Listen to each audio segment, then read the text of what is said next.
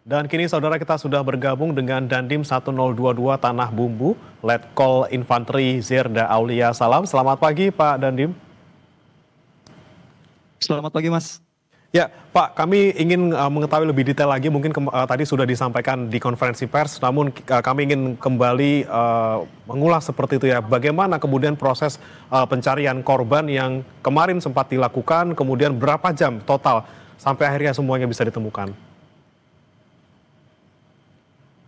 Oke, baik, terima kasih Mas.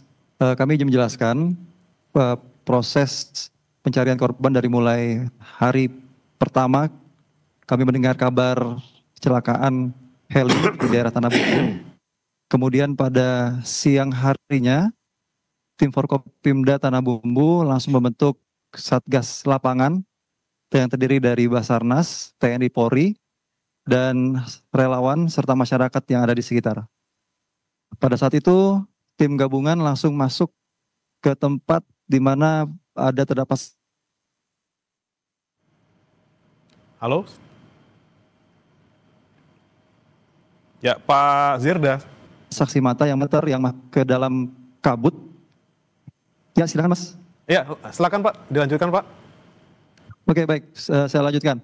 Dari hari pertama kecelakaan langsung ada satu tim gabungan yang masuk ke dalam, tapi memang pada saat itu tim gabungan tidak membawa logistik karena kami berniat untuk mengambil kecepatan sehingga apabila ada yang selamat dapat kita tolong pada kesempatan pertama.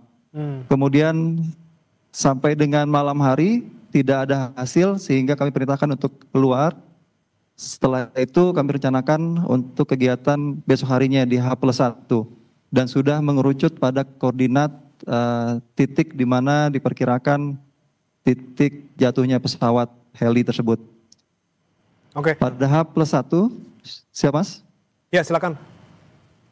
Pada H+1 itu sudah masuk ke titik koordinat yang sudah ditentukan, kemudian tim gabungan menyisir lereng bukit yang ada di Pegunungan Meratus, Kecamatan Mentewe, Tanah Bumbu, kemudian masih tidak ada hasil. Kemudian selanjutnya pada hari berikutnya baru temu pesawat yang saat ini ditemukan, yaitu berada di lereng bukit yang sebelahnya.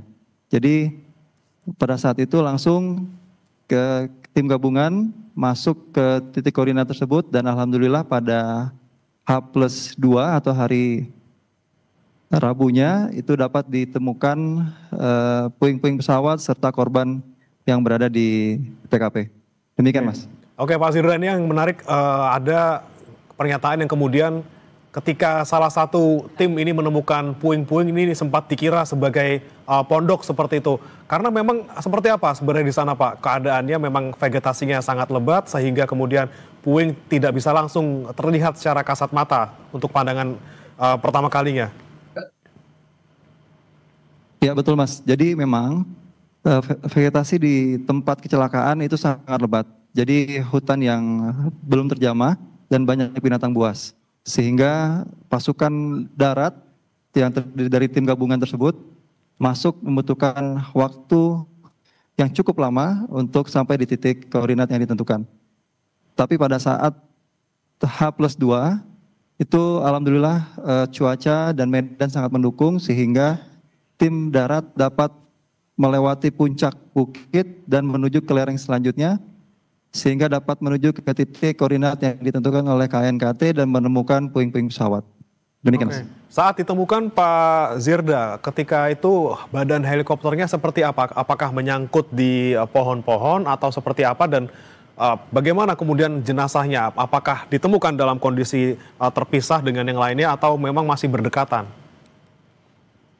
Baik, tadi sudah dijelaskan sebelumnya. Jadi pada saat ditemukan memang bagian yang utuh adalah bagian ekor pesawat, kemudian dari ekor badan pesawat sampai dengan depan itu sudah tidak utuh lagi dan dalam kondisi terbakar. Kemudian untuk korban sudah ditemukan, sudah terlihat secara visual, tetapi memang masih perlu diidentifikasi lebih lanjut untuk menentukan apakah korban dengan identitas yang sama.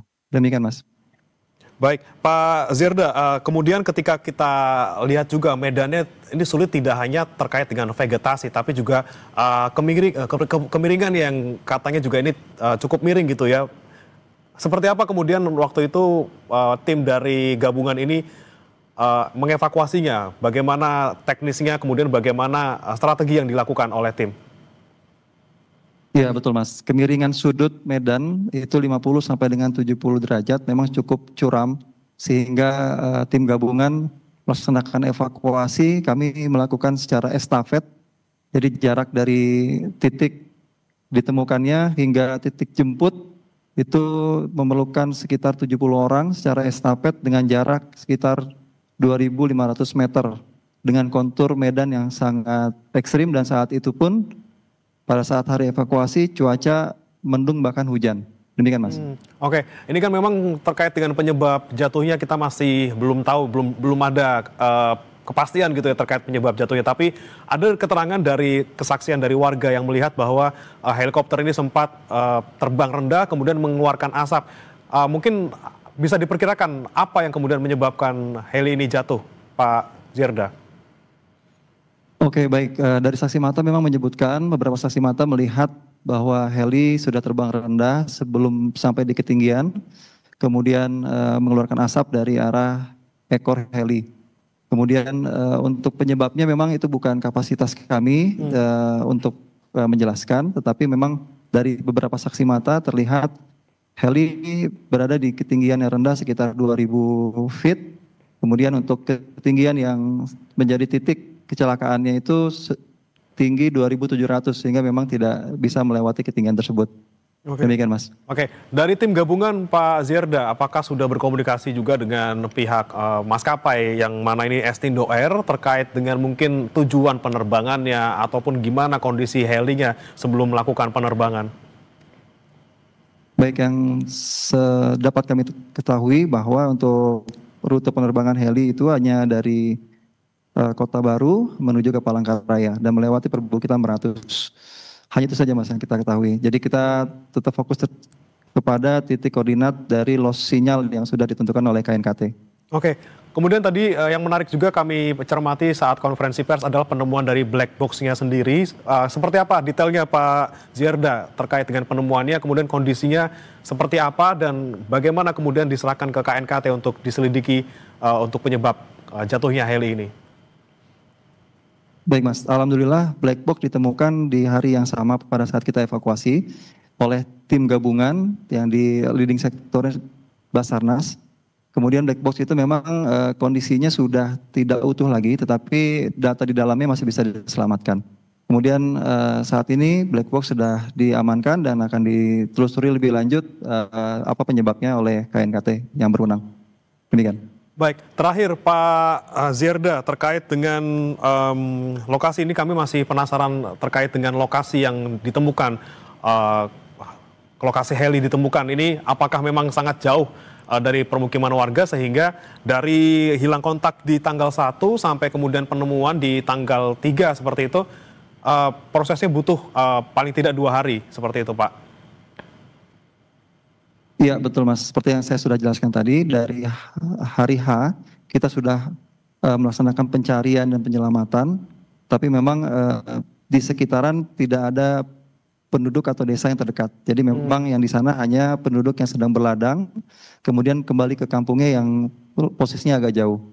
Tapi memang alhamdulillah pada H+2 itu kita menggunakan strategi lain yaitu dengan memutari bukit tersebut, sehingga lerengnya akan lebih landai sehingga kita dapat mencapai ke titik yang dituju dan melaksanakan evakuasi.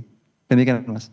Baik, kita nantikan Pak Zirda nanti bagaimana hasil identifikasi dari KNKT, kemudian juga kita nantikan terkait dengan identifikasi korban. Terima kasih Pak Zirda dan Dim 1022 Tanah Bumbu sudah bergabung bersama kami di Breaking News Kompas TV. Selamat pagi Pak Zirda.